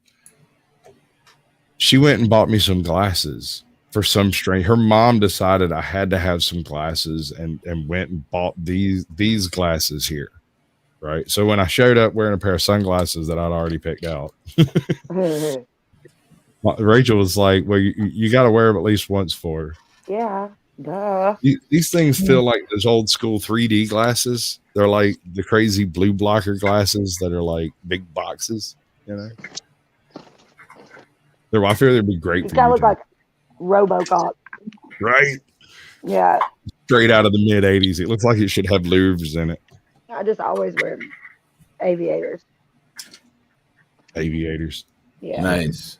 Yeah. Look good if on they're you. not, if they're not like that, they don't look right. It's the way my freaking enormous head is shaped. I swear, if I put on regular sunglasses, that shit does not look right. I wear tinted safety glasses and think nobody knows they're safety glasses. I would probably know their safety glasses. I'm like, bro, what are you wearing these glasses for? Good to see you, bud. But I don't know, man. There's some safety glasses that look pretty cool. You can't really tell right away. There's a lot of safety glasses down here. No. Yeah, but those are the kinds I wore. That's the only reason I know they're safety glasses. There's a bunch if I try to like for instance these here, right? If I'm driving down the road wearing these glasses, they touch at the top of my eye and at the bottom, and the inside fogs up. And it fogs up, yeah. It fogs up. I can't wear them. Usually, I get the little round one. Spit on them, bro. I'm a motorcycle rider. You learn. They sell all kinds of wipes that'll stop that from happening, but truth is, spit works really good. Stops it from fogging. That's what she said. That's what she said. I'm not kidding. In my pants. Yeah, when you're swimming and you were a kid and your mask kept fogging up, you spit in it and wipe it around, and that stops it from fogging after that. Does it give you pink eye? No way, bro. I was one of those depends kids that on what swim you've around been with eating before you spit, but you know, with me, eye. it could be anything. Getting chlorine all in my eyeballs and shit. Semen, I was thinking more like, but anyway. Hey, you know, in Georgia, we got this thing. I can't remember the name of it, but it's a type of brain-eating amoeba. And about 2 people a year get it. It goes up their nose in the water. It goes up their nose and literally eats their freaking brain. Their brain. Yeah, once you contract it, there is no cure. Yeah, you die. You're fucked. This is why I do not get into water anymore, or like at all. Like freshwater shit. That no way. You got alligators. Oh, dude, Georgia is like the freaking juxtaposition of all the vicious things on earth, dude. Yeah, I know. I don't fuck with that. It's like if Australia was a state. Kind of. Yeah. No, from Florida. Florida is what Australia is a state. Yeah, no, we get a lot of like secondhand crazy from Florida. It's weird. We've got nothing dangerous where I life live. is from Florida. You see how that works? Brown recluse, and that's it. Yeah, no snakes. Copperheads. Nothing. We don't even get tornadoes, earthquakes. I mean, Cape Cod. I live out in the ocean, and the only thing we get is hurricanes. And honestly, with the weather change over the last 15 years, we haven't had hurricanes. That's kind we of haven't had snow in 3 years. I was just saying that earlier to Richie. We didn't have snow. You're on the East, so we're all on the East Coast. So we didn't have a winter. We did not have a winter. I agree. I rode my motorcycle all winter long. All right, bud. I appreciate you coming through. It was good to see you. Which is crazy. Because I survived the blizzard.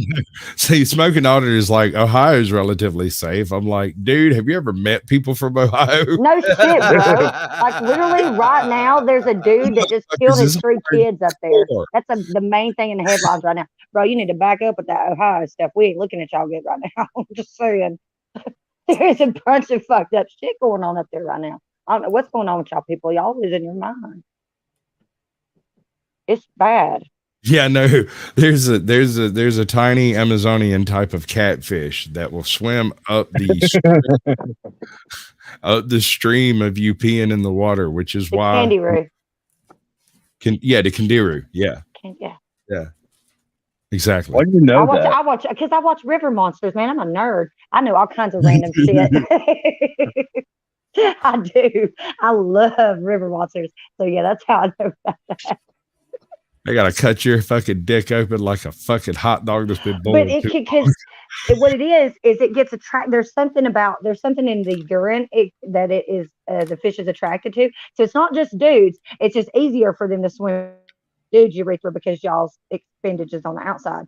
But they can swim up girls' cuckoos too. Caucasian, look at the screen. That's a porn bomb. I was wondering what that was for. I see you. You need to get some of those. I need to get some of those. It's like Rain-X, but for your glasses. They're little wipes. When I go on long rides on my bike, I gotta have those with me. I'm thinking about getting me a bumper bike. Some kind of like a 350, 400 dual sport type. Yeah. Something headlights and blinkers. I can drive legally. This is what I ride. This is what I ride. Things. No, not quite that sporty. Dual sport. It'll be a little somewhere between that and a dirt bike. Yeah. A little bit of a. You were talking about getting beside the cops and speeding earlier, and I was giggling because there ain't a whole lot. Hippie's a drug addict, and the stupidest thing I ever could have done was bought a motorcycle because my addiction went right to that speed, and now it's like every couple days I'm doing really fast. I won't say how fast, but that's the thing. That's the thing, bro. I did that when I was getting high too. Well, I'm not getting high anymore, but I've been sober for 10 plus years. But that addiction's still there, Why does my streams always just devolve into how we all got high at one point? Because we got high. That's all we ever did. Power of attraction. Because we got high. I think it's my addiction. I mean, no matter we all know that this is just a substitute. Right? Yeah, right? It really is. Well, see, here's the thing. What people don't understand about YouTube is that any second, any one of us could say something that ruins everyone's career. I don't have one anymore. I don't have one either. Sorry. Yeah. There's a Ducati in my garage, but it's not mine. Whose Ducati is it? How much does he want for it? Does it have keys or does it start with a screwdriver? Yeah, I'm going to need a clean title on that thing too. Yeah. Oh, I can make you a title for $100. Sure. Oh Lord. Oh, I get it. You can do on the dark web. You can do just about anything, literally. Richie's actually my channel band, I suppose. He plays all that crap. I've been trying to get him to do a couple of Dr. Hook tunes, and he won't do it. I got a freaky old lady named Cocaine Katie who embroiders jeans. Why don't you do it, bro? You're awesome. No matter what you do, really always comes out great. Why are you scared on that? Because I don't really sing. I know it sounds like I'm singing, but it's like a bird call. I don't know what it means. Like me. I do it all the time relentlessly, and I love it. I don't care if people's ears are bleeding. As long as I'm having fun, that's all I care. Yeah. I think Sasquatch should do audiobooks. Yeah, singing. Oh, it's terrible. Yeah, no, that's the thing I started my channel to do, but I bought the wrong mic. And with audiobooks? Ironic.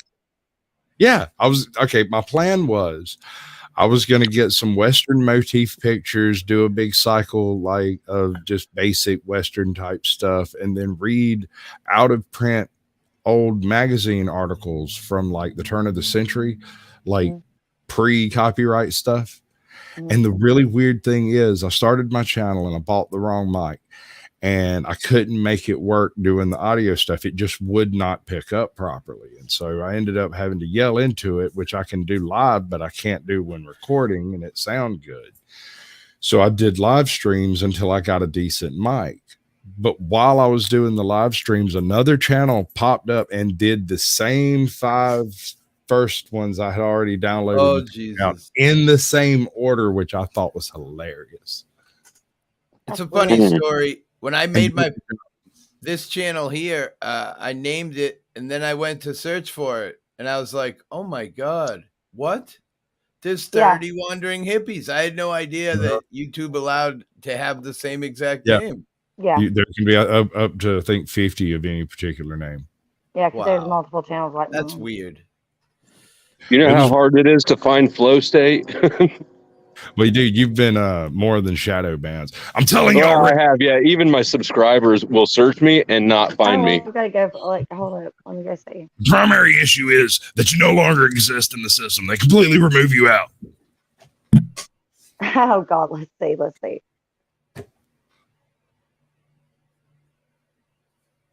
Is it spelled with a W? Yeah.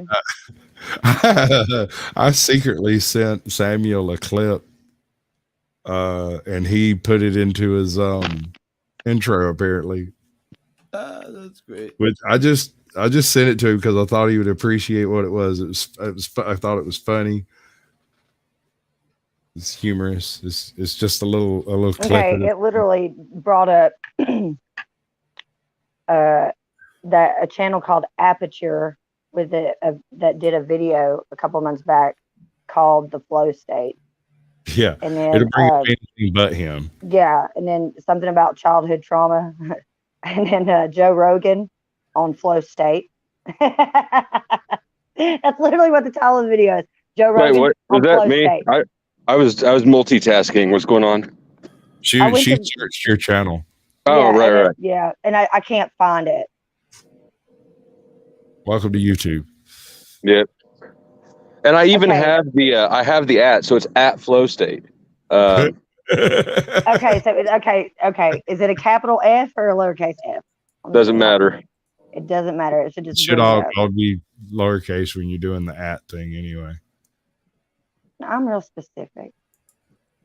I think that when I typed it in, I put capital F and capital S, but it doesn't matter. That's what I had typed in really bit. I'm just gonna. Do you have any like numbers after your thing? Nope. No. I had "Shut Up, Carrie" like pinned to the top of the chat for like 30 minutes earlier, hoping you'd like notice, bitch me out for it. I've seen that. Yeah. Okay. No. Do you have like over 1,000 subscribers? Like 1,055? Yep, that's me. It just brought you straight up, bro. When I typed it in. Did you type at Flow State? Yeah. Yep. Because that's the handle. There's only one of them. Yep. Right. Yeah. And yeah, because now they've changed their like thing with the handles. Yeah. So I'm gonna no, but you can change it twice a week. A week? You can change it. I think it's twice ever. Isn't it twice ever? No, now you can change it twice a week. Yeah. Fuck that. And no matter what you change it to, it'll still redirect it right back to your channel. Like right now, mine says at High Priestess of Controversy, but before it was the same thing as my channel. Like I could change it right now. I'll show you. I could change it twice a week and just start taking up handles, just acquire real estate. Yeah. In theory, there is another Flow State. But it's put together. Flow State. I'm gonna test one something word. real quick. It's a Minecraft person, and amazingly, it's got 83,000 subscribers playing Minecraft. Wow. That's bullshit. All they probably bought him. You. He's a power bottom. Don't worry about it. So yeah, when you go to it says you can change your handle back within 14 days. This becomes your channel URL. Handles can be changed twice every 14 days. Can I ask a question? Is this something we care about? Are we going to start caring about this? Yeah. I don't know. It's important, I guess. I thought this was my channel. I thought we cared about the things I wanted to care about. I mean, I felt like I was giving a shit, but apparently I was mistaken. Oh, well, there's your problem. I want to see if it'll let me change it to something else. I appreciate you straightening me out on that. Never started giving any kinds of shits. I had a professor, literal doctor of shitology on and interviewed him. I'm not even joking. No exaggeration. A fecalologist or whatever he called himself. I'm not joking. He was an actual shit artist. Like, does he have a channel? Yeah, it's called Poopy Archaeology. That's awesome. I think I'm subscribed to him. Pretty sure. I'm about to be. I'm pretty sure. He did a rap too for all of his hominids that went before him. He told me a lot. He had a turd PhD. Okay, so yours is just that, and it's taken. But I can do this. Like, check this out. Are you trolling Flow State now? No, I'm changing my handle to be. Yeah, you're trolling. Wait, is he taking my handles? No. Yeah, she's just hijacking them.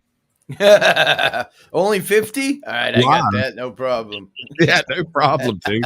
I used to have a chart with 156 slots I kept track of my profiles in. Wow. The time wasted in life, my brother. You got a little bit of the Spurgism there, don't you? When I made the shirt, it had 156 slots. I figured, why not use them all? Well, let me do that. All right. Well, it's been fun chatting with you guys. Yeah, brother. I appreciate you coming through. Yeah. Walter Davis, Davis, had a good time on your vacation. I sure did. Much Peace, love, everybody. Later. Peace. We got about 10 more minutes. What y'all want? Okay, go look at my handle now.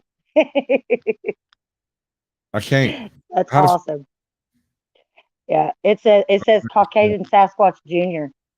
So that's my app for the next 14 days. That's what I'm gonna keep it at. Just so that's funny. I'm gonna take the original Caucasian Sasquatch. It won't let you. It'll tell you to put some numbers after it. Yeah. You tried that already? Yeah, I tried. I tried. It wouldn't let me. It was like try troll, baby. Yeah, it won't let you do that.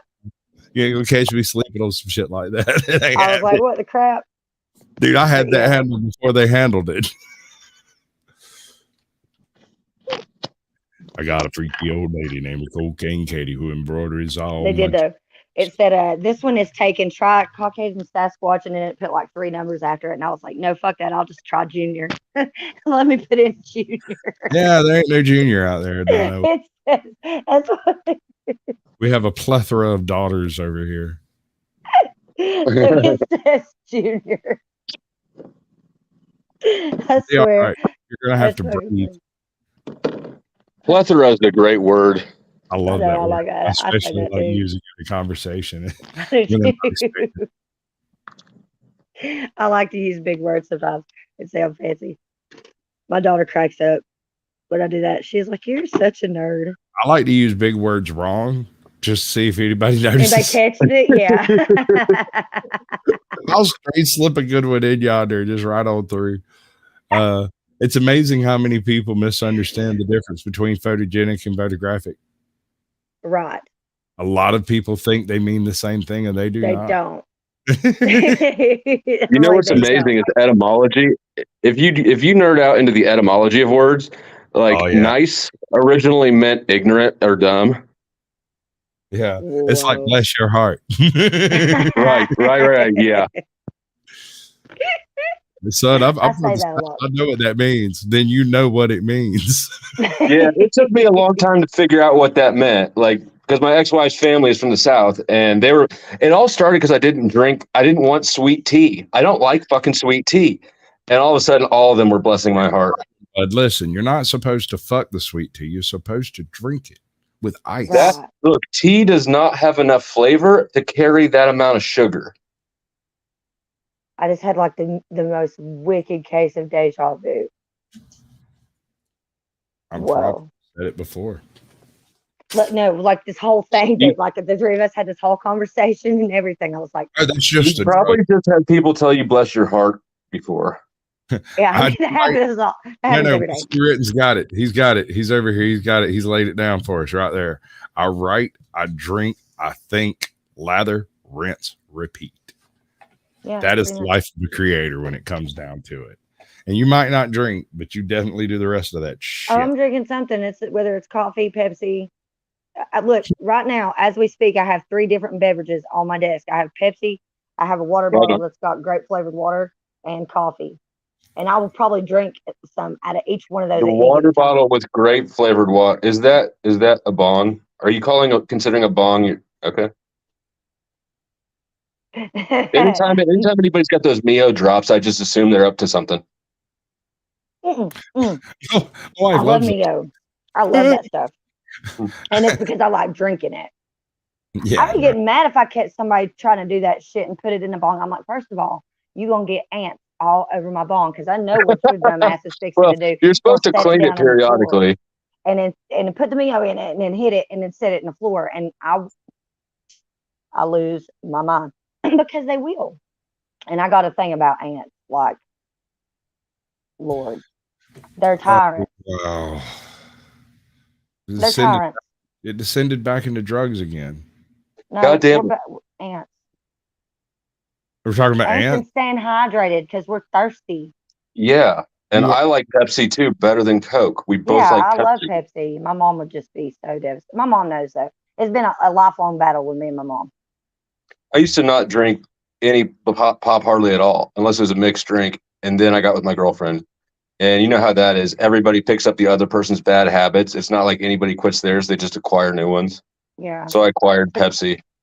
Pepsi is good though. Ooh, something you said earlier just kind of filtered into the back of my brain and made it itch a little bit. You said that is not enough flavor to carry that much sugar. Mm-hmm. You're dealing with the wrong tea makers. You're right. It's not supposed to have that much sugar.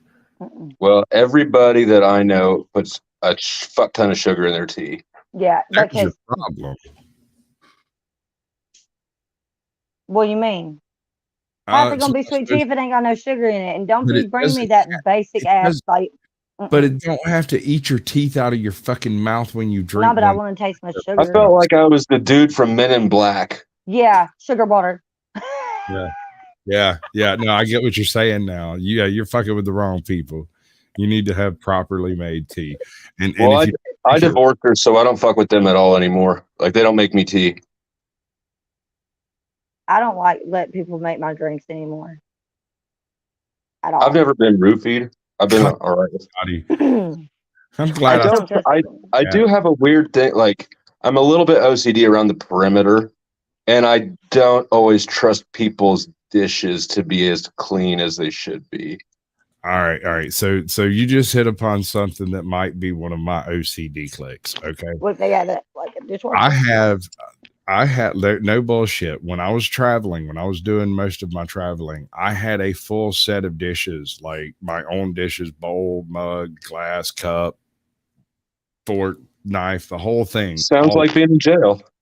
And I had it a spot in my bag set up so that I could set them all in there and they wouldn't rattle around and clank. And I traveled basically like a hobo to places where there was no services and built things. Stuff, pig pens, chicken coop. So you were Now, worried did you about carry all your stuff tied up in a handkerchief on the end of a stick? All right, so I tried that one time, and the damn thing, absolutely fucking not, dude. That's retarded. like really? I was like, who does that? It's like 2023. Little kids who run away from their home in Georgia. Oh my god! I took a pistol, and I wasn't running away. I was just camping. Oh Lord, have mercy! I just took my book bag. That's what I say too when I get caught trespassing places. Oh, you know what I do when I get caught trespassing? What? No, Well, it just depends on what kind of mood I'm in. And sometimes I'll debate it with the cops, which has gotten. I've gotten away with that a couple times where they like literally stood there and talked with one another for a minute and was like, "Well, she does live here, so we can't really arrest her. We just have to make her leave for right now, right?" And I'm like, "Well, I yeah." heard that. I heard that, Sasquatch. What did he say? What did he say? He said, I bet she debates it with the cops. I do. Yes, I do. Except And one time I was like, back at hold on. It's back at the beginning of the show. The very, very start of all this is the topic, and then we get together and have us a shindig. We only got about 3 minutes for you to figure it out, so you best come up with some kind of answer pretty quick. okay. Go ahead. What? He asked me where Ronald McDonald was, and that's an Alex Jones picture, which I think is pretty cool. And I told him that the beginning of the show is Ronald McDonald in Japan, first contact. Yeah. So I actually have a warrant right now for failure to appear for trespassing because fuck those assholes. That's what I had. I make them come and get me. Like literally, I had one for a whole year. It took them a year to come find me. I've had this since 2020, and I'm a registered drug offender, and Kansas registers drug offenders as well. So I have to go register every 3 months. They never want me. They never want to pick me up. So every 3 months, they're like, you have a warrant. I'm like, I know. That's so crazy. That's so messed up because literally, Well, if I had one right now, they'd be on their way. Be happy to come and get me. I was in the parking lot of an apartment complex. The only reason they did that, they wanted to justify searching us is really it. Yeah. So it's bullshit anyways. But yeah, no, I figure fuck them. Yeah, they make gave them me do a, their job. yeah, they gave me a bunk ticket. They kicked me out of my first court date because I was on my phone when I was told not to be. They canceled it due to COVID. Then they rescheduled it, and I didn't get the letters. Like, screw you guys. I've wasted too much time on this. If you want me, you're going to have to do it yourself. Yep. Come Good and to see get you, me. bud. Welcome to the show. That's what I always say. Come get me. And Eventually- usually the only reason they come and get me is because some other asshole who's found out that I have that warrant will call them in and be like, yo, I know where M's at. You can go pick her up. Don't go to casinos because they're assholes when you win. Right. Really? And they run run if up you have here. any- They'll run your name for warrants before they pay out. And if you have a warrant, they'll call the cops, the in-station police department or the in-house police department. And if you get arrested, it says in the fine print, you forfeit your winnings. So yeah, and that's Good to scuzzy. know. That is crazy, and I'm glad you told me that because, like, you know, so one time I had a warrant on me for a long time, and I didn't even know. The first time I ever got arrested was because my sister, because she's a bitch, called a warrant in on me that she had found out I had, that my parents had taken out on me and forgot to go to the court date so that the charges would get dropped. Emma. Yeah. Sweetest. Fixing to put everybody backstage, do the play out. I'll be right back with y'all, and we'll be private after that. You gonna stick around? Yeah. Let's take. Yep. All right. I appreciate each and every one of you coming by and hitting that tickling that little pickle over there. It looked like a like button. I like the way that goes. I ain't really got a whole lot to say because I wasn't really planning on being here this late. So I'm gonna do this one. Sorry. Good news though. We're gonna have to move the party somewhere a little bit more private, but you're all invited. Lorenzo will give you the details. Yeah! Just getting started. I know that you want it, baby. Just get on it, ready to go. We know how to party. Pull up the Bacardi, feel it in my body. Put on a show. Yeah, let's go.